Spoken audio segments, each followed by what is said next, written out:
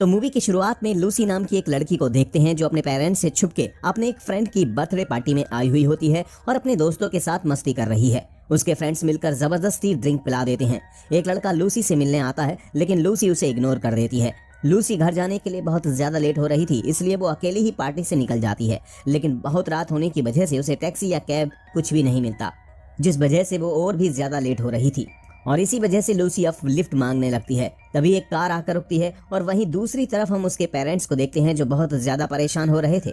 उसके डैड घर के बाहर देखते हैं कि एक कार वाला उसे ड्रॉप करके जा रहा होता है। लूसी घर के बाहर पावर बॉक्स में अपने छोटे कपड़ों को उतार कर रख देती है।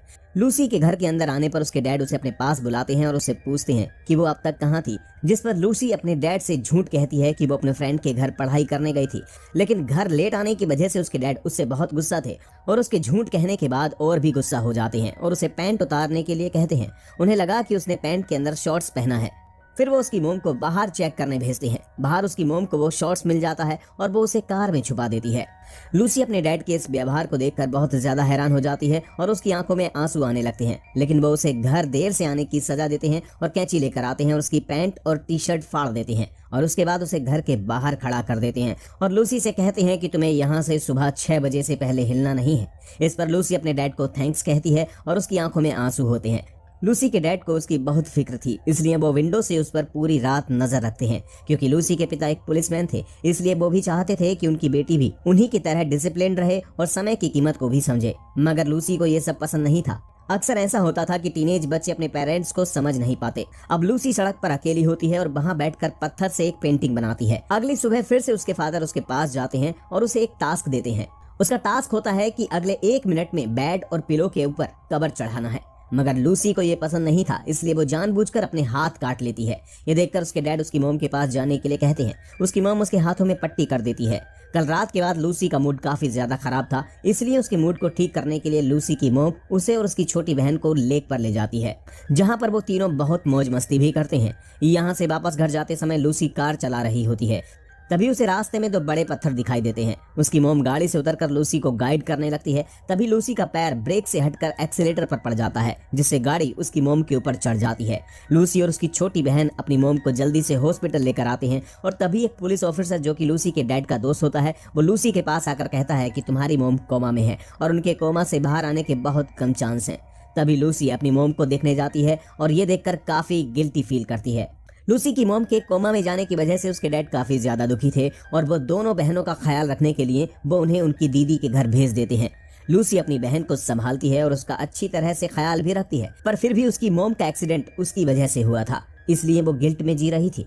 एक दिन वो अपने डैड से कहती है कि वो उसे पनिश करे, जिस पर उसके डैड कहते हैं कि नहीं, उसकी मोम को ठीक हो जाने के बाद वो तय करेगी कि उसे क्या सजा मिलनी चाहिए, तब तक उसे इंतजार करना होगा। लूसी अपने आप से बहुत ज्यादा नाराज थी और कहीं ना कहीं अपने डैड से भी, क्योंकि वो इन सब का जिम्मेदार उसे ही मान रहे थे। इसलिए वो तय करती है कि वो खुद को सजा देगी। वो वॉशरूम में जाती है और वहाँ पर अपनी पैंट को फाड़ देती है, जिसके बाद वो रोड पर जाती है और गाड़ियों से लिफ्ट मांगने लगती है, लेकिन कोई भी उसे लिफ्ट देने के लिए तैयार नहीं होता। तभी कुछ देर बाद एक कार आकर रुकती है जिसमें 4 लड़के होते हैं और वो लूसी को लिफ्ट दे देते हैं और लूसी को पीछे अपने बीच में बैठा लेते हैं और वहां से निकल जाते हैं। इसके बाद वो उसका नाम पूछते हैं, जिस पर वो अपना नाम माया बताती है।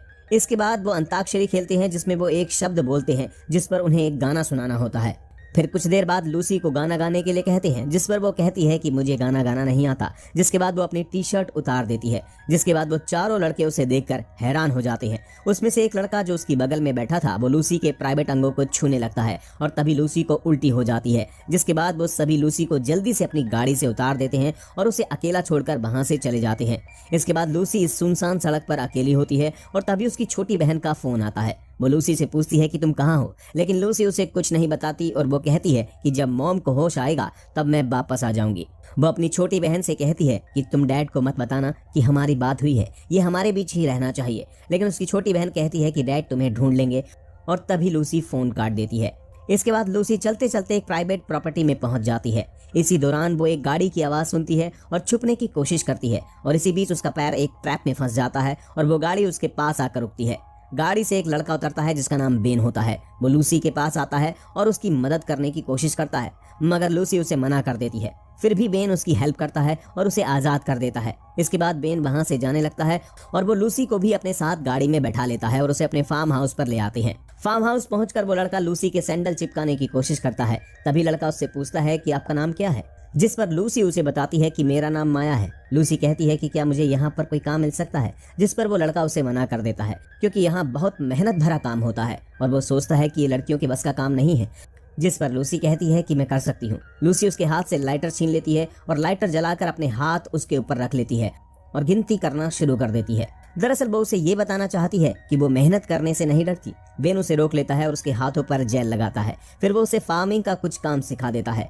एक दिन बेन किसी काम से बाहर चला जाता है और तब लूसी फ्रीजर रूम में जाती है जहाँ पर बेन का फ्रेंड सिटन होता है और लूसी उससे उसके साथ इंटीमेट होने के लिए कहती है और उसे कहती है कि वो इंटीमेसी के समय उसे फिजिकली हर्ट करे, उसे फिजिकली टॉर्चर करे। यानी वो चाहती थी कि वो उसे पनिश करे, जिस पर सिटन उसे मना कर देता है और कहता है कि वो ऐसा नहीं कर सकता। लूसी उसे फोर्स करती है। सिटन उसे धक्का देता है और वहां से चला जाता है, जिसके बाद लूसी उस फ्रीजर रूम में अपने आप को लॉक कर लेती है। उस रूम का टेम्परेचर काफी ज्यादा कम था, जिस वजह से उसकी तबीयत काफी ज्यादा खराब होने लगती है।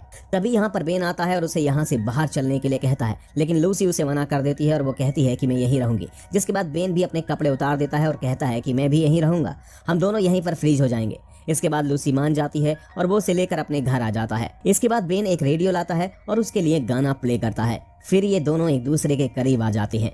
इसके बाद लूसी के डैड को दिखाया जाता है जो कि बहुत परेशान होते हैं क्योंकि उसकी वाइफ कोमा में है और लूसी गायब है और उसके डैड का दिमाग काम नहीं करता। उन्हें बहुत गुस्सा आ रहा होता है। इसके बाद बेन और लूसी बात कर रहे होते हैं और बेन बताता है कि उसके ग्रैंडपा आर्मी में थे और उन लोगों का लूसी के डैड के साथ कनेक्शन भी है। ये सब जानने के बाद लूसी यहाँ नहीं रुक सकती, वरना उसके डैड उसे ढूंढ लेंगे। इसलिए वो सुबह होने से पहले बेन को बिना बताए निकल जाती है। लूसी के डैड को उसकी छोटी बहन से पता चलता है कि लूसी खुद को पनिशमेंट देने के लिए निकली है। तब उसके डैड अपनी बेटी को ढूंढने के लिए निकलते हैं। लूसी एक आदमी से लिफ्ट मांगती है और ये आदमी भी उस फार्म में काम करता है। वो आदमी लूसी के साथ फ्लर्ट करने की कोशिश करता है और लूसी भी उसके साथ इंटीमेट होने के लिए तैयार हो जाती है। फिर वो अपने फोन को चालू कर अपने पॉकेट में रख लेती है, जिससे उसके डैड को पता चल जाता है कि लूसी के साथ कुछ गलत हो रहा है।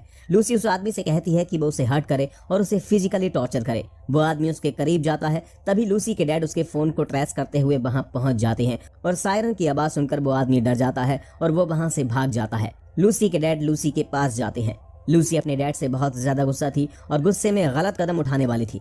उसके डैड उसे जोर से गले लगा लेते हैं और उससे माफी मांगते हैं। इसके बाद मूवी का सीन शिफ्ट होता है हॉस्पिटल में, जहां लूसी अपनी मॉम का ख्याल रखती है और इसी के साथ ये मूवी यहीं पर एंड हो जाती है। मूवी देखने के लिए धन्यवाद।